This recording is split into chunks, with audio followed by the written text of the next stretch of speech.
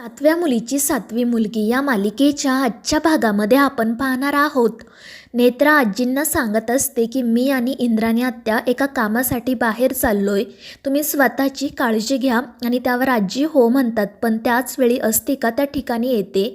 ती नेत्राला म्हणते की आजींची आयडिया ऐकली का तू?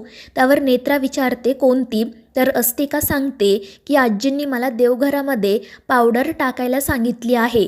त्यावर नेत्रा म्हणते हो माहिती आहे मला. तर अस्तिका नाटक करत म्हणते मग मला असं वाटतं की आपण घरातील प्रत्येक रूममध्ये ती पावडर टाकूया, तिचा वासही येत नाही, त्यामुळे काही त्रास होणार नाही. त्यावर नेत्रा म्हणते ठीक आहे तसं करूयात आपण. पण अस्तिका म्हणते की मग तू मला मदत कर.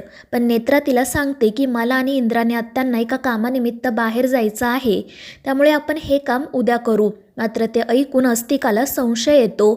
ती मनाशी म्हणत असते की नेत्रा आणि इंद्राणी एकत्र बाहेर जाणार आहेत म्हणजे नक्कीच काहीतरी महत्त्वाचं काम असणार.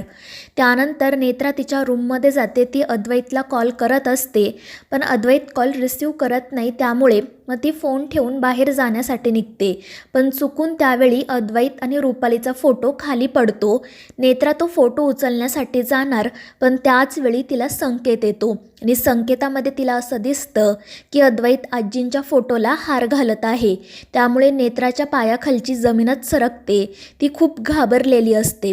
तर दुसरीकडे अस्तिका रुपालीला जाऊन सांगते की नेत्रा आणि इंद्राणी बाहेर जाणार आहेत, पण कुठे याची काहीच कल्पना नाही.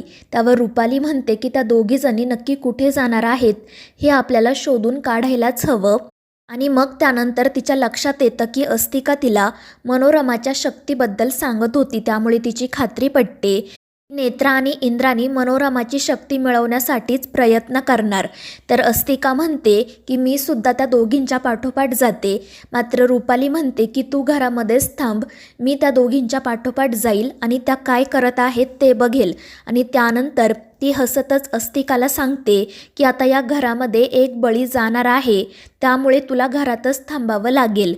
आणि ते ऐकून अस्तिकासुद्धा खुश होते. तर दुसरीकडे नेत्रा खूप रडत असते. त्याचवेळी तिला अद्वैतचा कॉल येतो.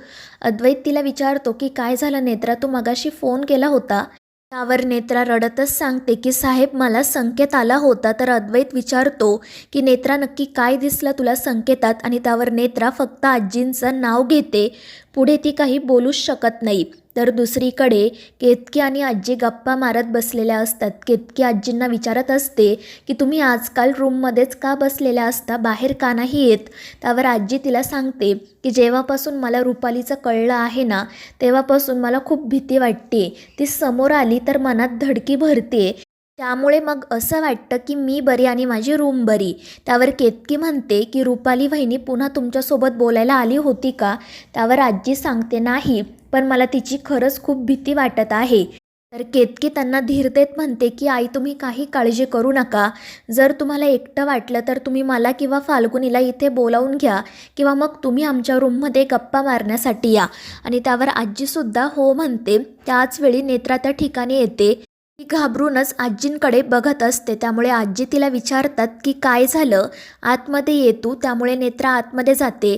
ती आजींच्या कपाळाला हात लावत त्यांना ताप तर नाही आहे ना हे चेक करते. त्यामुळे आजी तिला विचारतात की काय झालं नेत्रा? त्यावर नेत्रा त्यांना विचारते की आजी तुम्हाला काही त्रास तर होत नाही आहे ना, सगळं काही ठीक आहे ना? त्यावर आजी म्हणतात की हो नेत्रा मी ठीक आहे, मला काही झालेलं नाही. तर नेत्रा त्यांना विचारते की तुम्ही तुमच्या सगळ्या गोळ्या औषधं व्यवस्थितपणे घेत आहात ना? त्यावर आजी हसून हो म्हणतात. तर नेत्रा त्यांना सांगते की जर तुमची एखादी गोळी किंवा औषध संपलं असेल तर लगेच मला सांगा, मी लगेच जाऊन घेऊन येईल. आणि त्यावर आजी हो म्हणतात. आणि मग त्यानंतर त्या नेत्राला विचारतात की नक्की काय झाले तुला, तू एवढी का घाबरली आहे? त्यावर नेत्रा म्हणते काही नाही आजी, पण तुम्ही स्वतःची काळजी घ्या. त्यावर आजी म्हणतात हो नेत्रा, आणि तू असताना मला काय होणार आहे, माझा तुझ्यावर पूर्ण विश्वास आहे. आणि मग ती केतकीलासुद्धा म्हणते की जेव्हापासून रुपालीचं समजलं आहे ना, तेव्हापासून ती समोर आली की धडकी भरते, पण नेत्राला समोर बघितलं ना की आधार वाटतो. माझा विश्वास विश्वास आहे ती असेपर्यंत आपल्याला काही होणार नाही. आणि ते ऐकून नेत्राचे डोळे नकळतपणे भरून येतात आणि मग त्यानंतर ती आजींना आणि केतकीला काळजी घ्यायला सांगते आणि तेथून बाहेर जाते. पण तिला सतत तो संकेत आठवत असतो आणि आजींचं बोलणं देखील. ती किचनमध्ये जाऊन खूप रडत असते. त्याचवेळी इंद्राणी त्या ठिकाणी येते. ती बऱ्याच वेळा नेत्राला आवाज देते पण नेत्राचं लक्ष नसतं, त्यामुळे इंद्राणी तिच्या जवळ जाते आणि नेत्रा रडत आहे हे बघून ती काळजीत पडते. ती नेत्राला काय झालं आहे ते विचारते आणि त्यावर नेत्रा तिला संकेताबद्दल सांगणार इतक्यात रुपाली त्या ठिकाणी येते. त्यामुळे नेत्रा गप्प बसते. रुपाली संशयानेच त्या दोघींकडे बघत असते आणि त्याचवेळी अद्वैत धावत पळत घरात येतो. तो नेत्राला आवाज देत काय झाला आहे ते विचारतो, पण त्या ठिकाणी रुपालीसुद्धा असते. ती लगेच अद्वैत जवळ जाते आणि त्याला विचारते की तू ऑफिसमधून असा अचानक घरी का आला. त्यावर अद्वैत सांगतो की काही नाही, माझी एक फाईल घरी राहिली होती ती घ्यायला आलोय. त्यावर रुपाली म्हणते ठीक आहे मग मी देते तुला ती फाईल. मात्र अद्वैत म्हणतो की नको, नेत्रा देईल सापडून आणि मग तो नेत्राला घेऊन रूममध्ये जातो. इंद्राणीसुद्धा त्या दोघांच्या पाठोपाठ जाते. त्यामुळे रुपालीचा संशय अजूनच वाढतो. रूममध्ये आल्यानंतर नेत्रा खूप रडत असते. अद्वैत तिला शांत करत नक्की काय झालं आहे ते विचारतो आणि त्यावर नेत्रा रडतच सांगते की साहेब मला संकेत आला होता आणि त्या संकेतामध्ये मला आजींचा फोटो दिसला होता. त्यावर अद्वैत विचारतो पण नेत्रा पुढे काय.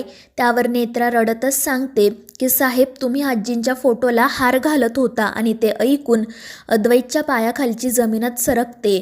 तर नेत्रा खूप रडत असते. ती म्हणत असते की साहेब आजोबांच्या मृत्यूच्या वेळी मला जसा संकेत आला होता तसाच हा संकेतही आला.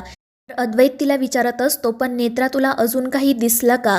त्यावर नेत्रा म्हणते नाही साहेब मला या व्यतिरिक्त दुसरं काहीच दिसलं नाही. त्याचवेळी इंद्राणी त्या ठिकाणी येते. नेत्राला रडताना बघून ती काळजीत पडते. ती विचारते की काय झालंय, तू किचनमध्ये सुद्धा रडत होती, प्लीज मला सांग नक्की काय झालं आहे. आणि त्यावर अद्वैत सांगतो की आत्या नेत्राला आजीच्या मृत्यूचा संकेत आला होता आणि ते ऐकून इंद्राणीच्या पायाखालची जमीनच सरकते. तर नेत्रा तिला सांगत असते की आत्या आपण वरसईला जात नाहीये, मी इथेच थांबणार आजींबरोबर, मी त्यांना काही होऊ देणार नाही.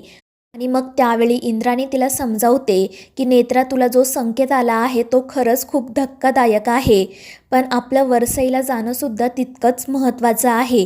कारण जर या तीनही शक्ती एकत्र आल्या तरच विरोचकाचा वध होऊ शकतो आणि जर विरोचकामुळे आजींच्या जीवाचं काही बरं वाईट होणार असेल तर आपण आधीच ती शक्ती मिळवायला हवी, जेणेकरून आजींचा जीव आपण वाचवू शकतो. पुढे ती म्हणते की नेत्रा आता एक एक सेकंद महत्त्वाचा आहे, युद्धाला सुरुवात झाली आहे.